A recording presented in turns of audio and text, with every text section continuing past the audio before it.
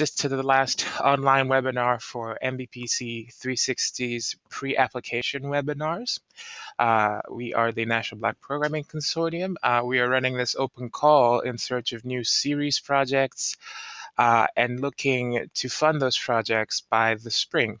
The deadline for applying for 360 is January 9th. And up until then, we will, of course, be providing you with different ways to improve your application for that potential $150,000 pilot grant. 10 projects will be selected to pitch in April, and 3 of those projects will receive grants of up to $150,000 for their pilots. We're looking for nonfiction TV broadcast ideas. We're also open to scripted as well as nonfiction web series ideas, and also digital interactive projects, each receiving, like I said, up to $150,000. This is the final webinar, and it is on measuring and marketing impact for your projects. We've had a few of them through October and now November, but if you visit blackpublicmedia.org, you'll be able to access those recordings of all the previous webinars, especially this one after it's done, and you'll also be able to check out the guidelines and complete your application for MBPC 360. So I guess without further ado, I will turn the reins over to George Wiener so he can introduce himself and begin the session. Thank you so much. I'm going to show my screen really quickly, and as I begin, I'm hoping this can be as interactive as humanly possible. I'm able to see if anyone leaves a comment in the chat window. So when I'm asking for questions, which I'll be doing shortly, those will very much guide, in many ways, how and what I'm showing you all. This will be a Prezi. All of the resources will be available on a link that will be shared later, and maybe we'll hold you hostage until you fill out the Survey Monkey. But it's such a good idea. Yeah, so don't worry if you miss a part. I've also just shared the link to the presentation, but let's jump into it. And again, I have my eye on the chat window, and Kristen, you can also interrupt me, so that's fine if people have questions. Brilliant. Alrighty, let's jump into it. This whole idea is just about being your own social media guru, because ultimately I think that's what we're asked to do. Today we're going to be talking about some of the learning tools. I talk about some of the truths underlying a lot of the main social platforms and what we're looking to do in building our strategy, some practical tactics on being human, and of course using data, which I absolutely love doing, and we'll give you some examples, as well as some live walkthroughs. You saw me before just playing around with Google Analytics, one of my favorites, and I'll also be showing you some YouTube analytics as well, and how I look at individual videos and how they are doing. Okay. Finally, acting on knowledge, how we move from just, hey, here are numbers on a page, to how do I change my organization, our processes, and what we are doing on a regular basis based on data. Now, so Christian, how's the pace on this as far as me clicking through? I just want to make sure there's no I think it's moving smoothly. Currently. Yeah, great. All right, a little bit about me. I founded Whole Whale. Before that, I was at DoSomething.org. I was their Chief Technology Officer. I spent 7 years growing them from 30,000 unique visitors when they started to over 1 million per month, and learned a heck of a lot about the power of data and technology online. I'm also on the board of America's Charities. I rant every now and then on Huffington Post, and I'm a coach actually through the New York Roadrunners, every now and then running people around the park. I'm curious now about some of your questions. You know, there's a handful of us in this room, and so you came here for a reason, assuming you're listening and not playing Minesweeper or answering emails, which it's okay if you are. But right now, if you do have any questions about, hey, I'm trying to answer this or some other problem for my organization, I've got maybe tons of online content. I have no clue how to measure it. I don't know which social media platforms matter. Where do I get these numbers? Again, this is open call for questions, because I'll be looking and guiding some of how I frame what I'm talking about here. Okay. Your silence implies that you're in the right place. Perfect. A little bit about gurus and why I just kind of joke around a little bit. You know, my little classics are back to Wayne's World. A guru says what? You know, I think there's a lot of people posing as gurus out there, and something that hasn't been around long enough. And if you look at something like Malcolm Gladwell's Outliers, he talks about how it takes 10,000 hours, basically 5 years, which would be, you know, if we were trying to become an expert, as he says, an expert in social media, we would have needed to spend 5 years of 40-hour work weeks just focused on it, you know. So, oh, thank you for adding questions. So I like to put that asterisk on anyone who calls himself a guru, and just the mental approach. Like, this takes time to understand. Um, some context, you know, a doctor takes 11 years, high school teacher 6 years, a plumber 6 years, a guru, who knows how long that takes. Again, I like joking around, but just to focus on some of the truths. So thank you for people that are putting in questions. So we have, which social media platform provides the easiest way to analyze data, and what do we do with it? Awesome. We are definitely going to touch on those points. And that came from a web series that I am hoping to launch soon. How should I go about launching a marketing campaign? Good stuff. We will definitely touch on that. And I think AC wants to know, other than the holy grail of Google Analytics, if there's anywhere else to turn. Blasphemy. That is blasphemy. There is only Google Analytics. Great, good stuff. So I'm just going to make sure I've got these in queue.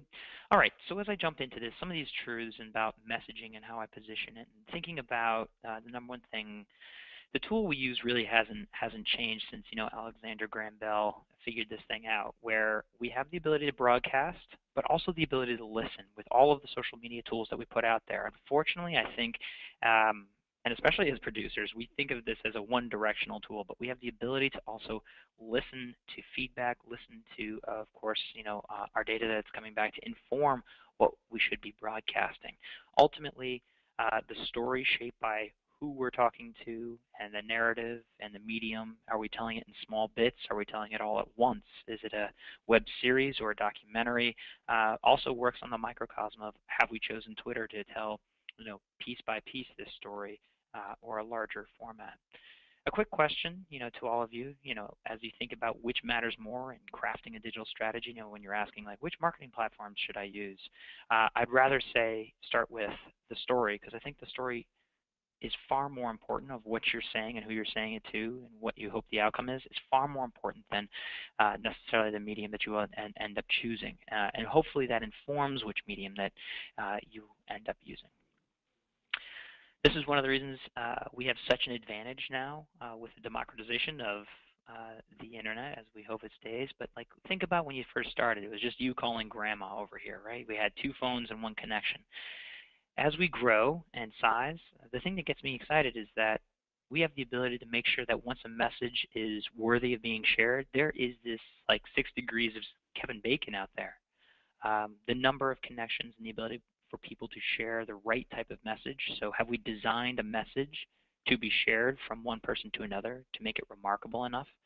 It has a lot of upward potential for us. This is where it comes to when we're trying to drive action. Action is determined by, you know, what is it that you're trying to achieve, either online or offline.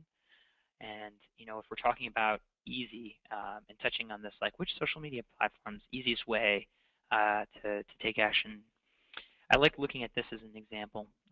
Here we have, in terms of making it easy, if I want you to take an action, a very basic matrix that you can kind of hold yourself to.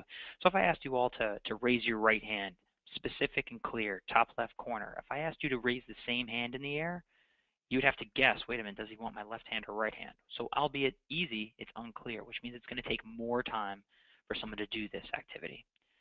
And I like to mentally think of it as, like, not just a joke about a great TGI Friday show, but moving somebody up a ladder, right, step by step. And if I start in here in this corner, it's easy and clear. My message, let's say I want you to share this with 4 friends on Facebook, as opposed to if I'm asking in my, you know, end of every single web series, making a call to action saying, I need you to spread, you know, general awareness. Like, what awareness do you want people to share?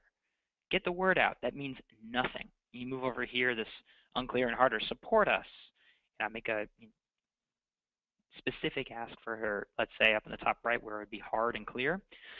Donate $100 for this specific purpose. So this is just about specificity of what your ask is with regard to what you're trying to achieve through the social media communication. And in framing,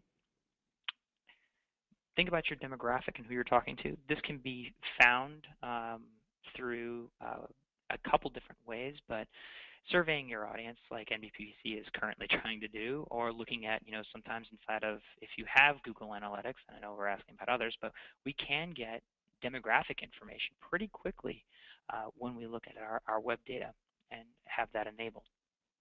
So who are you talking to and what are they specifically looking for? Another way to segment and think about the groups and your audience that you're talking to is, are we talking to visitors, people that have just come to your site for the first time? And how do we move them up this ladder to members, to contributors, people that are willing to get behind our cause? What is it that messages these people in different ways? And hopefully you're not talking to all these people in the same way. Another way to segment people is with these two sort of like very basic concepts of like, there are folks that care about the content that you create and your issue, and there's folks that don't care.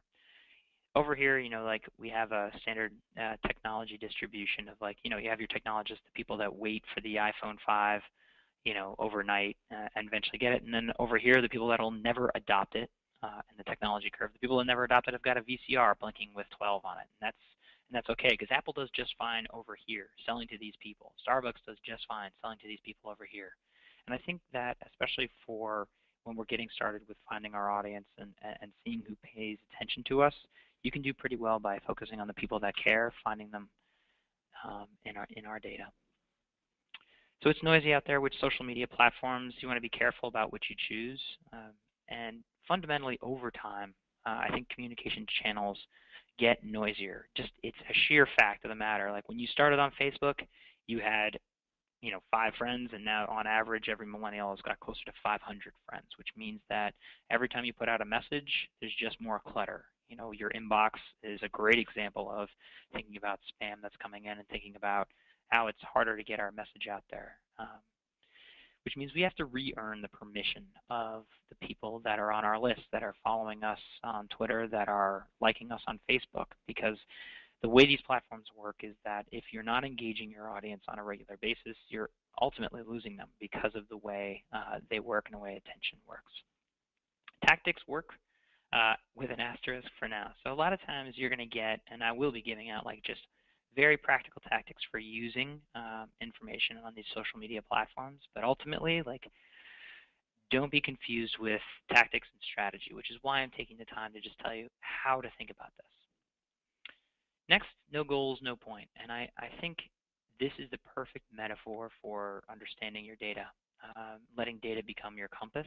So if you have a compass, you have to have a direction. And I think these goals really are the perfect example, because let's say you're trying to reach 10,000 views on your web series. Well, there you go. There's a clear goal, which means we need to make decisions based on what we're seeing to drive towards that. And so maybe flyering the neighborhood isn't doing it because you've tracked it and you're not getting that many views from it. Well, we need to adjust our strategy and come back to the data that informs us. As you're choosing your social media platforms, I think this is a chart I just created for Whole Whale at the very least. But you're thinking about the value versus the time to manage it. Nobody on this call has time, so given that, how are we spending our time in a very conscious way? And in my opinion, I think the Facebook, Twitter, and YouTube have some of the highest value based on the time invested. But YouTube, it takes a long time. You all know this, to create content. So anytime there's yet another social media tool, and there's tons I left out on this, and you're welcome to be like, well, what about Yo? Well, fine. Put it on those and make sure you're making a decision in context of not just adding it for the sake of adding it, but adding it for the sake of the potential value you're going to get from it and how you can measure it. So what is the value to the organization of these things? Well, off platform, right, off the platform of a Twitter, a Facebook, a YouTube, you can actually look inside of Google Analytics And yes, I'm going to spend some time on Google Analytics because it is fantastic. You can see the social network that drives traffic back to your organization and get the idea of the average session duration, which is how long on average you're spending, pages per session, which is a quality metric as well. And so I can say, oh my gosh, look at StumbleUpon here with 1 page per session and a very low time on site, because StumbleUpon, it's a browsing one and done type of traffic. What's more, I can see that in this case, Twitter is actually beating Facebook. So for this particular organization, discounting the volume, we're getting better engagement from Twitter, which is informing hopefully our social media strategy. Okay, on the platform, we'll touch on some Facebook Insights, some Twitter Analytics, and YouTube Analytics. There's tons of social monitoring tools out there. We can obviously provide some in the aftermath, but I'm not going to get too far into, like, for example, a Hootsuite or a sumall.com, but you're welcome to check that out, and we'll have some more resources on that. If you're interested in those, feel free also, if you're using any cool ones like Sprout or others, to leave them in the chat so you all can have some shared resources. Taking a look. What are the limitations, differences of the crowdfunding campaigns? Oh, interesting.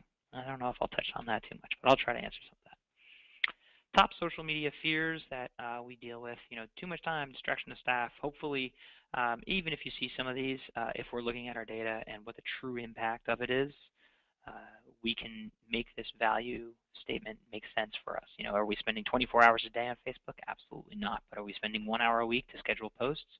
That might be worth it based on the value you get to your organization.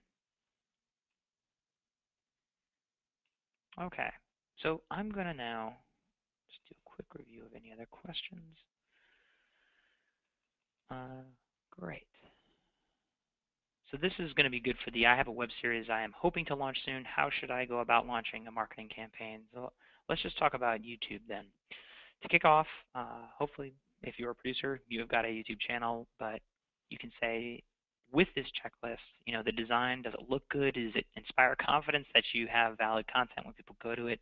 The staff, who's managing it? Who's looking out for the comments that may be going on when things are being posted and looking at the data content-wise?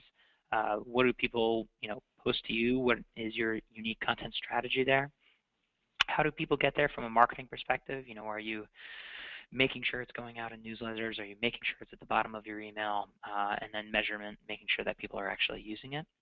Some of the basics of YouTube. YouTube is not just a TV, right? It's I can watch it whenever I'd like. So cannibalizing really the traditional audience there. It's not just for cats. I just like putting in there. It's good to consider that YouTube is huge, right? It's #2 online for search. If I'm searching for information, I'm using Google search proper, or I'm using next up to bat YouTube, which is crazy to think about some of this high volume usage. The next surprising fact is that 50% of the views come from mobile. Just acknowledging that this is a very much mobile environment will continue to be. I think YouTube is an attention economy. Everyone is grabbing for your attention, and that's how the underlying system is working, saying like, wait a minute, what is driving the most views on this site? What is driving people staying on the site? Some fundamentals here that hopefully you're aware of. Here's the back end. If you're not used to it, you're picking a thumbnail that's going to be as grabbing as possible. You're then inside of here, choosing a title that may catch people's attention. In this case, I'm teasing people with this hard to watch. A description and then the tags that will determine where this video is going to show up next, because in the attention economy, YouTube's trying to keep people so that when something's done, something over here is going to pop up next. And what you want to be is what's up next to watch. Okay. If you are a nonprofit, I definitely recommend signing up for the YouTube for Nonprofit program, which will allow you to do cool things like advertising more effectively inside of your own YouTube videos, as well as creating links to off-platform things. Okay.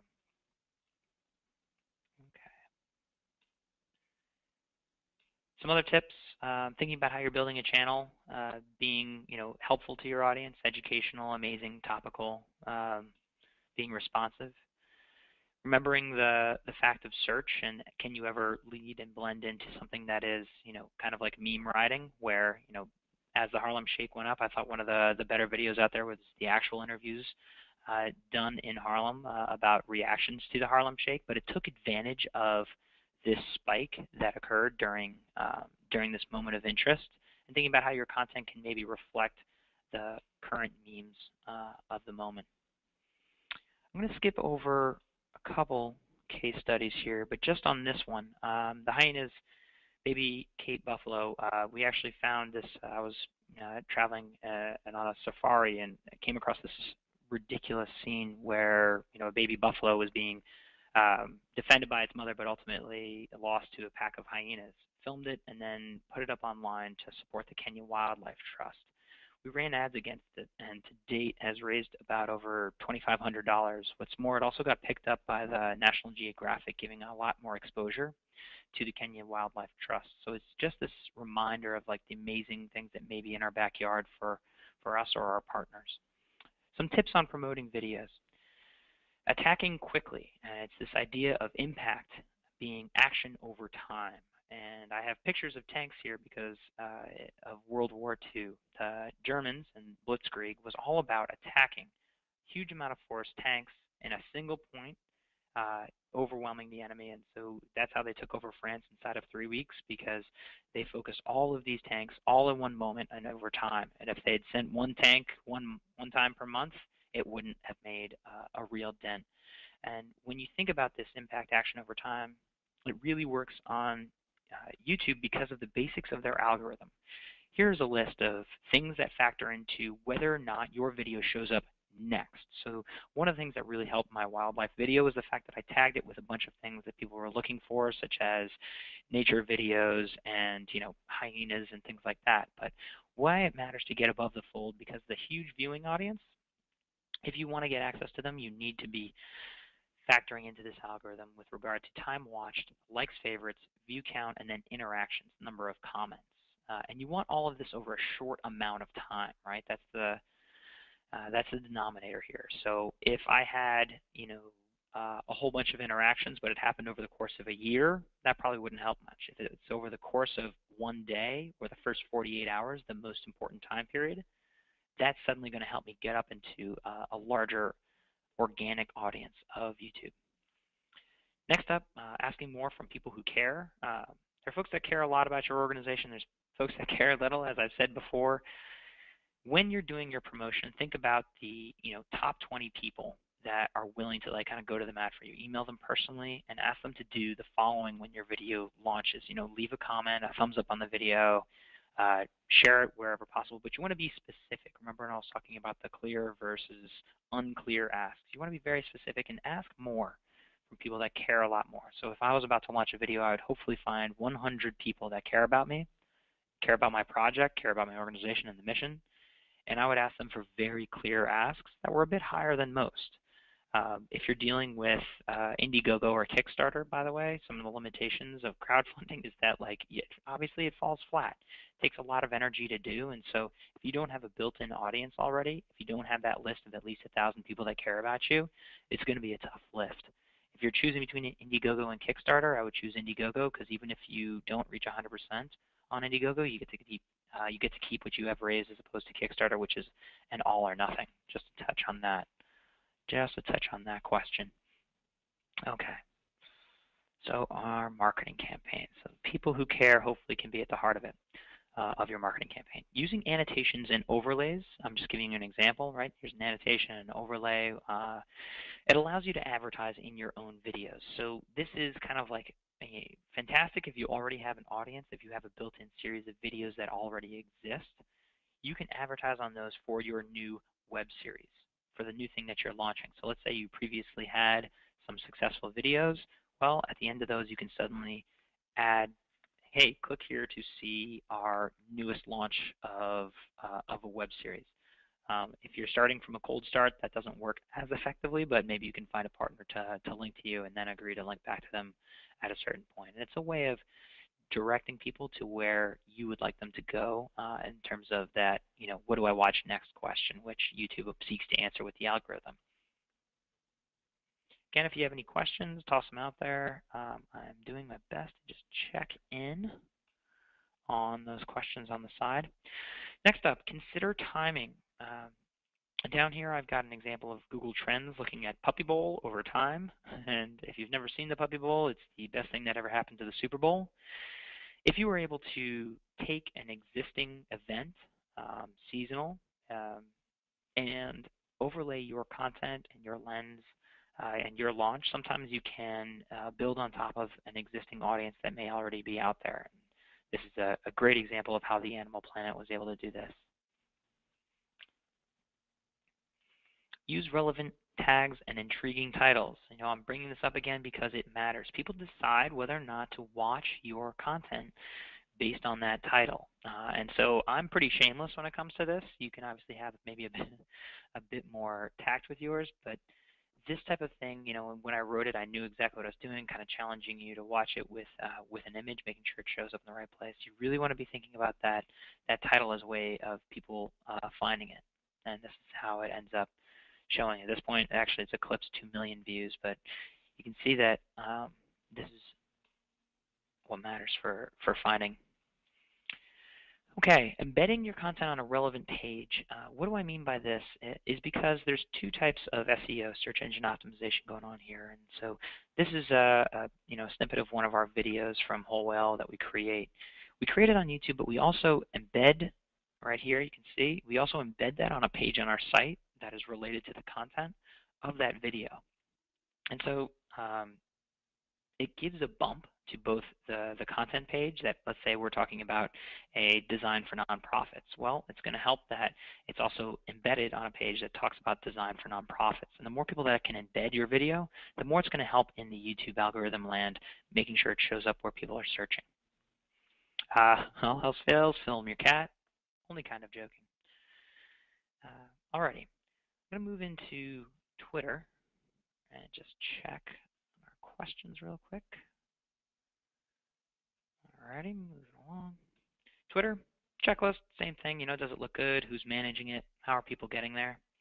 Some basics of Twitter, it's message and flows. You're thinking about, if we had the web series coming out, you wouldn't want to just start on day one saying, oh my gosh, my web series just launched. Instead, it would be incredible to extend, thinking about the flow of a story, extend the sort of like behind the scenes making of your video on Twitter, or the trials and tribulations you're going through in creating it, or maybe go even crazier and extend the life of your characters to Twitter accounts that go back and forth. You can get pretty creative when you really think about the medium on Twitter.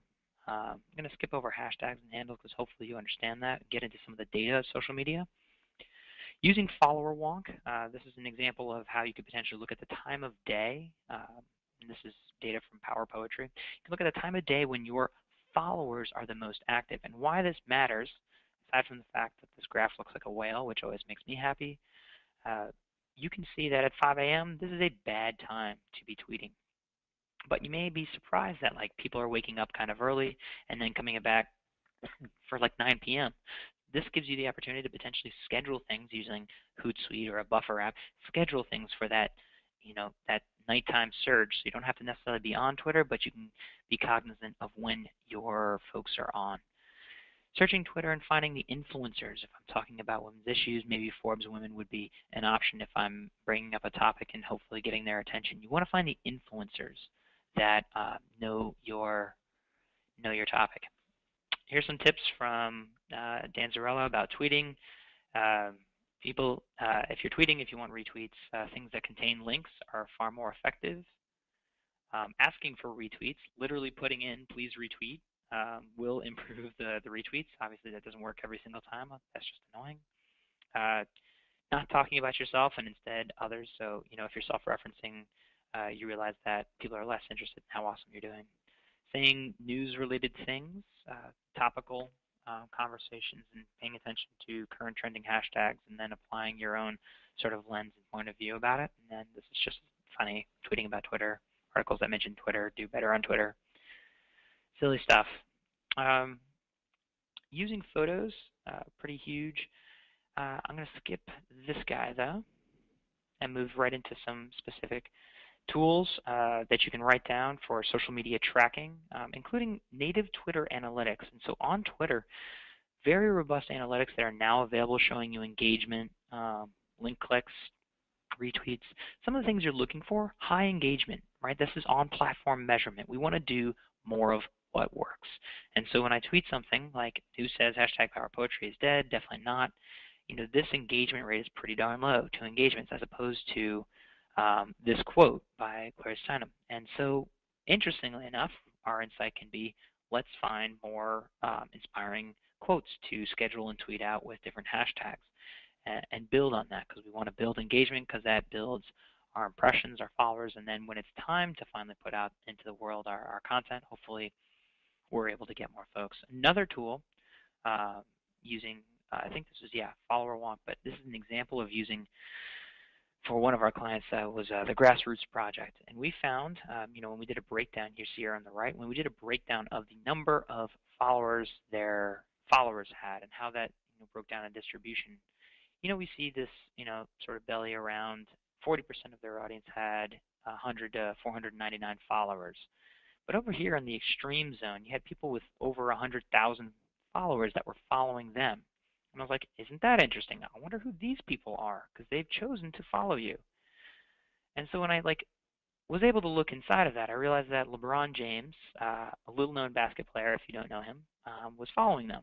And so treating all of your audience and lumping them together and saying we have 1,000 followers, you can see is pretty crazy. If you've got someone like LeBron James following you, tweet at him.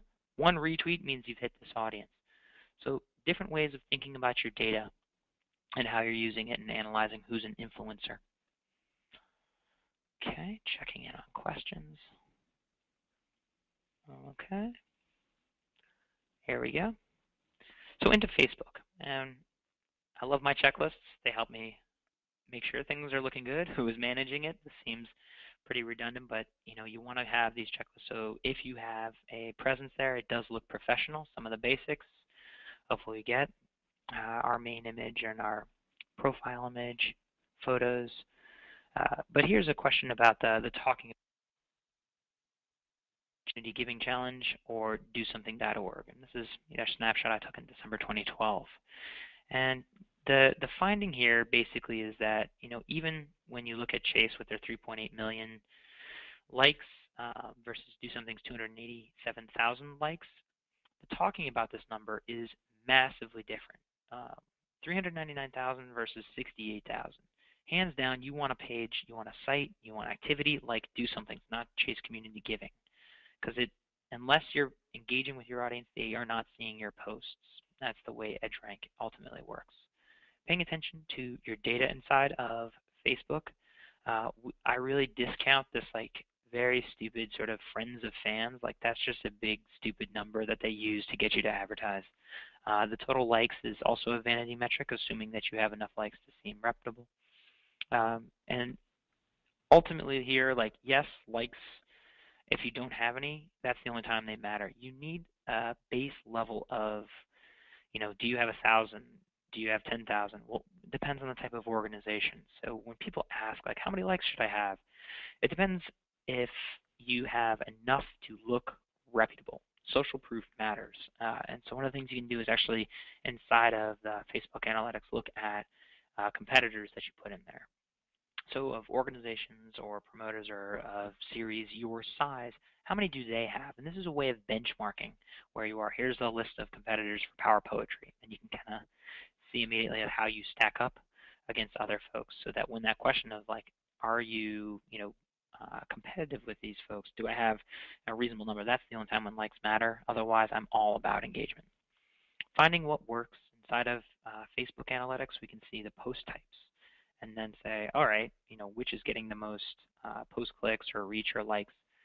And spoiler alert, more often than not, your photos. It's really a photo economy. Your photos are really going to be driving the highest level of likes, shares, and engagement. That's probably not coming as a surprise to you. You can look at engagement rates based on the actual individual posts, so you can see, oh, here are timeline photos that are doing the best. And we can get a sense of that. I like this chart because it looks like a whale, but also similar to the way I showed you on Twitter, we can see what times of day people are waking up and even day of the week where our engagement's happening. So we can schedule in posts through Facebook during those times. We don't necessarily need to be awake at all hours of the day, but making sure that there may be content when and where it matters can help quite a bit. Here's an example of a post just for a very basic text, kind of reminder on photos. Like this if it made you smile, and you can see 500,000 folks like this, 18,000 shares of this post after this elephant was injured by a landmine. Veterans gave him a new lease on life with a prosthetic leg, and this is why this post did so freaking well, because you can't help but love this thing, right? Like this if it made you smile, otherwise you're a terrible human being. Now, yes, there have been changes with regard to Facebook's algorithms, so kudos to you if you're in the back of your mind being like, well, that used to work, no longer. So there is good and bad sort of link baiting out there, and they're getting better at telling it in the algorithm, but this thing on the left, bad, right? This is like shameless, like this cute cat with nothing having to do with our topic. But then like on the right side here, this is something relevant. You still have a cute dog, you have this, and I think you can still do text on the actual image to say like this if it meant something to you, like to support it. But if you're putting like in the actual text of the post, they may be filtering that out for the updated Facebook changes. We wrote an article. If you Google death, taxes, and Facebook changes, we pop up. So like, there's just more on the things that they're changing constantly at Facebook. There are quick things to remember: posting at pages, scheduling posts, host your photos on Facebook, meaning that you don't. Facebook is trying to keep you on the platform, and they give extra credence to people that have posted on their site. Posting anywhere from 1 to 5 times per day, listening and responding. In case it's in your mind, how often should I post? You can actually look at if people are unliking you based on the post. And if people unlike you more than they like you, then you're doing something wrong, just as a very basic way. And you can actually see based on posts who unlikes you in a given period of time. And you'd be like, maybe we don't want to post things like that, or maybe we're posting too frequently. Okay, just going to check in on any questions. Great. Doesn't look like anything new. Okay. Thank you, AC Smith, for the LOL. Makes me feel good. All right. Being human, some tactics. In creating your social media strategy or your content strategy, think of it as like this, the distribution of how we're expected to eat. The fruits and vegetables are like listening and highlighting people from your community. Protein, thinking about things that inform, help, support, entertain. And the self-promotion really is the fat. The self-promotion is what tastes good to us, right? Hey, watch my stuff. We're launching tomorrow. Do this thing for me. That really turns people off and makes us a little bit unhealthy. Not saying that you don't want to do that. So in creating your diet, think about these different elements of how am I, potentially commenting on news, giving tips, trainings, resources. How am I talking and engaging with my audience? How am I saying, in an 8-to-1 relationship, 8 things about my audience, the world, the sector, the work, and then 1 thing about myself in the terms of like a ratio of sort of fat to everything else you eat. And finally, of course, watch what you're eating, otherwise you'll get fat. So look at your data. A way to think about posting the sort of unhealthy things that we associate with the internet, of like the cat videos or the cute videos, is the spoonful of sugar tactic. Right in the morning, we want to be posting something that may get more engagement, but may not be completely 100% about our organization, but designed to get engagement. Then later in the day, posting something more relevant. We don't want to become, idiocracy. For those who haven't seen it, it's a great commentary on where we're potentially going with, the world slipping into this like consumption of terrible content. A suggested strategy, again, thinking about this curve that I've shown you time and again, you want to engage in the morning hours with something that is more sort of link baity, spoonful of sugar. Here is a something to brighten your day. And then later in the day is medicine time, where you're going to put something that's got a link back to your site, because you will have played a little bit with Facebook EdgeRank, driving up the interaction so that the next post that you put out there in the world, Facebook's like, oh, well, their last post did well, showing more of our ads for more people. I bet their next post will also be good. Going where they are, where's the conversation being had? So if I'm trying to market, I'm thinking about if I'm writing a movie about doing a series about childcare for some reason. Well, I want to be searching for that and seeing who's talking about that, who the influencers are. I can also use Google searches to understand how people are talking about the topic. So staying with childcare, do people search for babysitter, childcare, or nanny? And in this case, childcare by far outweighs that. So if you're creating content, having a dialogue, or creating content, you can think about which has higher volume, which do people associate more using data there. I'm going to skip over this guy a bit so we can get to some more data things. All right. So in the world of using data and not gurus, I think this process is pretty important. Gather, analyze, ask questions, analyze, find insights, and then act on it. So, are we gathering information from social media sources internally, but we then ask questions. So what is the, best performing video on our site? How long are people spending on it? We analyze, so finding the video that potentially has the most minutes watched, the highest engagement. What type of content, again, would be most engaging to our audience? What insights do we have from that? Oh, it's this type of video. And then ultimately, how are we going to act on that? How do we do more of it and create that? So just to go into a practical, here is the Whole Whales Analytics account. And as I look inside of YouTube Analytics, I have tons of things I can look at. Hopefully, you have logged in and seen your own analytics platforms, but you get the total views based on the topic. And so if I'm looking for main engagement, I'm going to maybe discount views and focus on minutes watched. Minutes watched is YouTube's way of tracking how far people watch into your video. I'll go lifetime.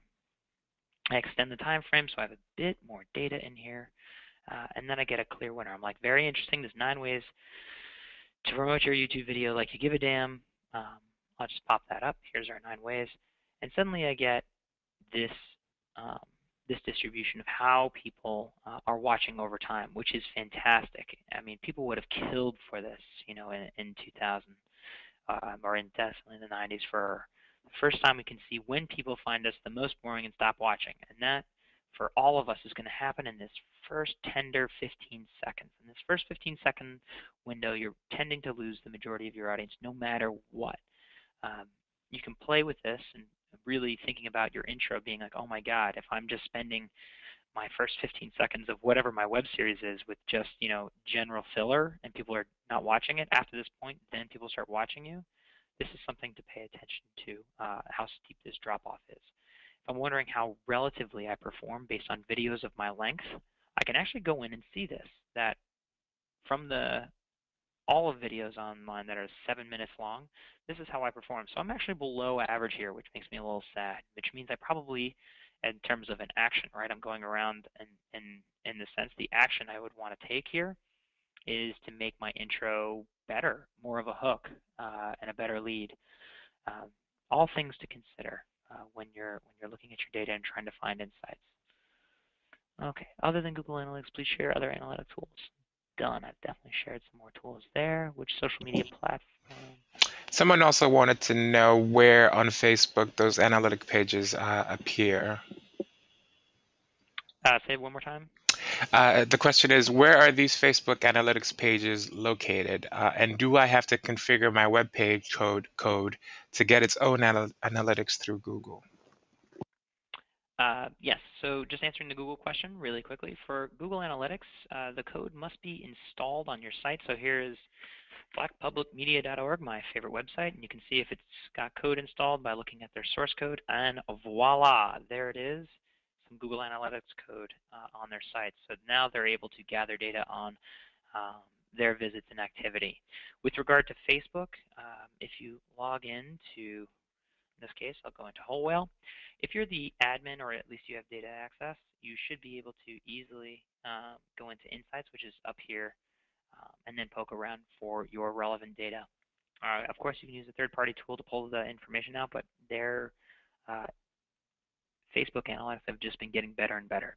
So here's a recent high level of engagement for net neutrality post. This post did particularly well because we're making fun of net neutrality and how important, I guess, it was with that comic. Thanks. Definitely more questions, making sure I'm covering them. and I'll get out of Facebook because I'm afraid of what happens with people messaging me. Oh boy, Facebook. Like, it's crazy, right? They like mix together your personal and your professional worlds, and suddenly you're on your webinar and somebody messages you. Let's talk about value. On platform and off platform. On the platform, I'm looking for, no matter what we're talking about, be it, Twitter, Facebook, YouTube, I'm looking for audience interaction. How can I tell that they're actual humans interacting with my content, growing from it? What is the pace of growth? What is the size of audience? What are the overall impressions on the platform? And you can get that from any one of these platforms. And that can help you build a cohesive story across all of these networks to tell the funders, but also internally, being like, are we growing or shrinking? What is our audience interaction like? And you can find these commonalities as long as you just keep it to English, right? Like, are people engaging? Are people watching our videos, or are they just starting it, with regard to overall views? I think a view is pretty cheap. I really love the estimated minutes watched far more when I'm really saying, like, do these things, does this content that I'm creating matter? Because ultimately, if I had, tens of thousands of views, but my estimated minutes watched for like one, I'd be like, oh God, people hate my stuff. And you're not really having an impact. That doesn't mean engagement to me. Off platform, we can look at the quality traffic back to my website, or conversions to donations or signups I'm trying to have. Trying to measure word of mouth or press or other can be a bit more difficult, but it's things we're looking at. Again, I come back to these metrics are our compass. It only really matters unless we know which direction we're going. From here, we have some different directions. I don't know if I want to spend too much time on Google Analytics. I don't know, Christian, what do you think here? I know we're... Yeah, I think that might be a separate session, but also because this presentation will be available for people, and we are just about almost at the hour or so. Yeah. So finally, I guess I want to move into some action. I also want to make sure that I have... What about Twitter Analytics? We did talk about... Oh, you asked about Twitter Analytics at 4:51. So Twitter Analytics, I did show you some of those snapshots there. Again, we're looking for engagement on Twitter. If you go to analytics.twitter, that now exists, so you can look at that. And I also gave that list of things like follower wonk that can do analysis of your tweets. So we can see on different days how we perform. But again, a rule of thumb is you're looking for not just the vanity metrics of impressions, but engagement rate. So here is an example of whole whale stuff, and you can see of our recent things what seems to be engaging people versus not, and thinking about doing more of what works, looking at the time of day. So I encourage you to play around with the Twitter Analytics, keeping in mind what our goal is here, which is engagement. Yeah, I could spend a heck of a lot more time on Twitter Analytics, but there is there, and we'll have some more resources available on NBPC's page. Where do you use Facebook Analytics? Got that. So finally here, when we're acting on knowledge, I think creating feedback loops really helps. Inside of Google Analytics, you can create sort of the same way that you see like posted speed plus your speed limit, which really makes you slow down because you're like, oh God, Big Brother is watching. You can do that with a scheduled email. A scheduled email that goes to you from Google Analytics. So you can build dashboards, just to show you really quickly, and have these things email to yourself on a regular basis. And I really love feedback loops, so much so that we created a product called allgoodtext.com, which texts you 3 key metrics from Google Analytics from your account that you link in and sends them to you. And in December, we are rolling out the same thing, so it can send you YouTube Analytics as well. So if you're trying to track on a regular basis and you don't want to always log in, this sends you text messages with the raw data. Asking, what do the data say? Bringing this conversation to bear when you look at your platforms and your process, and like relying on data over your gut, and trying to manage the hippo or highest paid person in the organization. Really great term. But also remembering that you don't want to be this guy. You don't want to charge the hippo saying, ha, I was right, you were wrong, look at the data. You want to be bringing it as like a sort of giving it a seat in the room, concept, because I don't want anyone being charged by a hippo. That's bad news. Alrighty. Ultimately, a lot of what we're trying to put out there, and I think a lot of what NBPC is doing is, we need to invest in our people and build capacity. This idea of a guru is a myth, right? That there's some mythical person out there that can give you all the answers. It's about spending time and investing in this sort of training and resource, which is great, and why I love the fact that we've been able to do this. This is a fantastic book for driving change in an organization, Switch by Dan and Chip Heath, ultimately reminding us that it's not enough to just bring data to the table. We also need the emotional argument, because inside of us, this crudely drawn picture by myself representing the rider and the elephant. The rider is the sort of logic center in our brains saying, don't eat the donut because it's unhealthy, and then the elephant saying, I'm hungry, I'm going to go get that donut. And it's funny because we think our logic center is in charge of this elephant, but it's really not. And ultimately, when you're telling the story of analytics, and if I were trying to influence you, saying create more of this type of content, and I can show you the data all you want, but then I could tell you the story of Anne, who watched that video and said, oh my gosh, you changed my organization because that was the type of video I needed. You need to join that emotional storytelling to the data. It's not just enough if you're trying to make that change on a larger issue or internally with that. So thoughts I want to leave you with is be a student, not a guru, and thank you, NBPC, who will be sending out a link to more resources, and of course this very long presentation, which has many nuggets in it.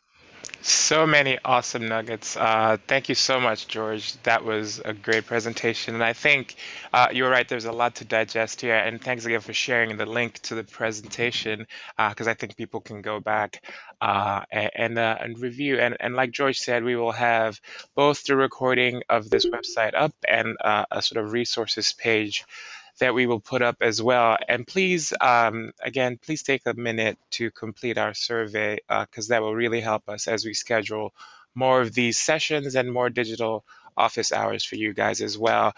We know a lot of people will be working on their application during Thanksgiving and in the holiday season. So next week, we plan to be sending out a comprehensive email to producers that will give you a sense of what you might have learned from these webinars, and also give you like a nice compact reference book for 360. So if you're not on our email list, you really want to get on it as soon as possible. Just go to blackpublicmedia.org and you can sign up there. And I just want to open it up to any last questions that George might take. But otherwise, thank you guys for coming.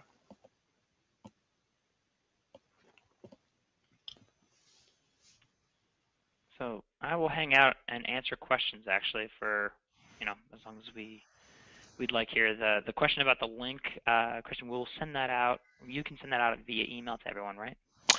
We can have that up an email, but it's also, did we post it up here earlier?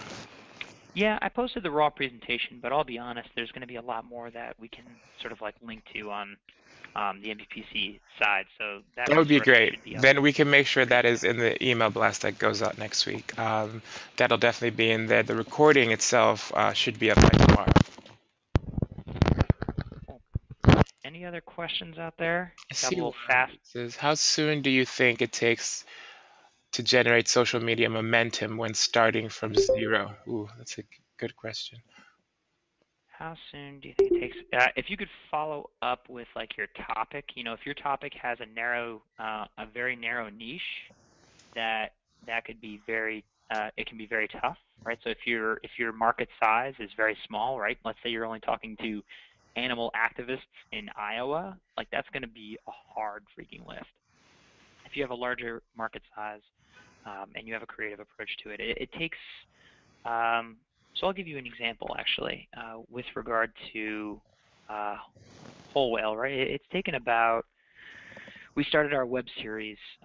Gosh, I'll pull up the raw data for you. I would plan at least sort of 3 to 6 months to really sort of get any momentum going, and which is why you want to start earlier in the process.